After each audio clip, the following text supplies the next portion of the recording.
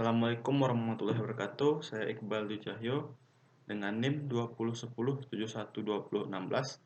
akan mereview sebuah buku dengan judul Terbentuknya Sebuah Elit Birokrasi yang ditulis oleh Heather Sutherland. Dalam buku ini, Heather Sutherland memiliki hasrat untuk melakukan kajian terhadap karir dan kedinastian para pegawai lokal Jawa di masa kolonialisme atau umum disebut keluarga priai. Dalam buku ini, Sutherland melakukan penelitian dan penelusuran terhadap akibat-akibat dari perubahan administratif, peran sosial, dan politik para elit priai dalam upaya untuk menelusuri suatu realitas yang jelimet di belakang terbentuknya dikotomi.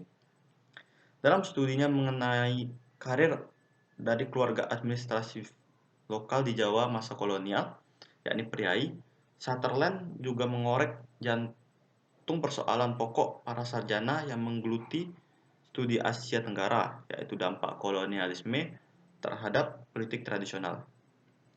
Titik masuk Sutherland adalah keterlenaan akademis pada elemen tradisional atau neo-tradisional dalam politik pasca kolonial dan sistem politik kewilayahan. Sutherland mengutip studi Ben Anderson dan A. R. Wilner yang berupaya untuk mengembangkan suatu penjelasan neotradisional atas aktivitas politik kontemporer di Indonesia. Rumusan yang mereka kembangkan disusun dalam sejumlah buku mengenai gagasan kekuasaan tradisional serta transformasi dan manifestasi mereka pada modernisasi. Terlihat upaya untuk memisahkan orang asing dengan orang pribumi, orang tradisional dengan orang modern. Sutherland menambahkan elemen lain di atas dikotomi tersebut, yaitu kolonialisme. Institusi-institusi baru yang muncul sepanjang abad 19 tidak bisa diidentifikasikan semata-mata murni Belanda atau murni Indonesia, melainkan lebih merupakan hasil dari interaksi kedua budaya tersebut.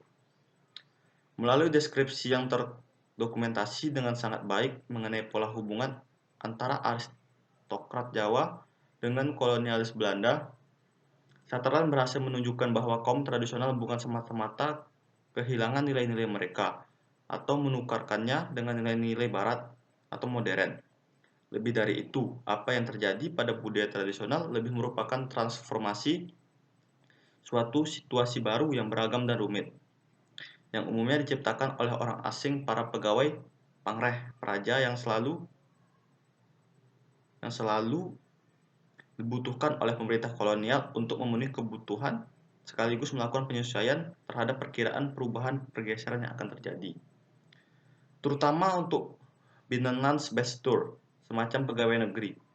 Dalam menyesuaikan diri dengan berbagai perubahan dan tekanan, kaum priai Jawa dalam beberapa hal harus beradaptasi dan mengubah diri mereka secara signifikan. Dalam studi menghasilkan argumen sangat baik, Sutherland menunjukkan bahwa adalah salah menyebutkan neotradisionalisme dalam periode pasca kolonial sebagai seolah-olah jumlah agresi yang akan mengambil alih jika suatu saat sistem tradisional Eropa akan lenyap. Lebih dari itu, telah terjadi sebuah perubahan dan adaptasi yang berkesinambungan dan berkelanjutan. Tema yang tidak berubah adalah mengenai daya juang hidup atau survival sebuah kelas administratif. Apa yang kerap dilihat sebagai perilaku tradisional dalam aktivitas politik di Indonesia merupakan hasil dari sebuah evolusi sekaligus distorsi dari nilai-nilai tradisional. Orang-orang Indonesia tidak secara sederhana menukar nilai-nilai sebagaimana bermain kartu, namun lebih dari itu, yakni seperti semacam tameng di mana nilai-nilai telah digempur dan dihantam oleh kekuatan perubahan dan ditempa oleh revolusi. Meskipun demikian, bahan baku orisinilnya akan selalu dan akan tetap sama. Ide klasik mengenai kekuasaan kebutuhan pegawai rendahan untuk berpatronase dengan pejabat atau orang yang lebih tinggi dan berkuasa, tingkah laku dan institusi-institusi feodal sama sekali tidak menghilang selama abad 19 dan di awal abad 20. Bahkan nyaris tidak mengalami perubahan dalam hubungan mereka dengan masyarakat yang mereka perintah. Para pangreh praja tetap melanjutkan gaya pemerintah model lama. dan tradisional serta mengeksploitasi hubungan paternalistik keberlanjutan tersebut.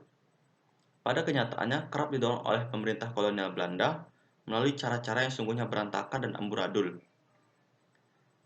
Pemerintah kolonial hanya tertarik pada upaya menjaga stabilitas kepolitikan, rasionalisasi hubungan administratif yang menyeluruh, tidak diperlukan dan dipandang sebagai satu hal yang kontraproduktif dengan tujuan-tujuan dari negara kolonial.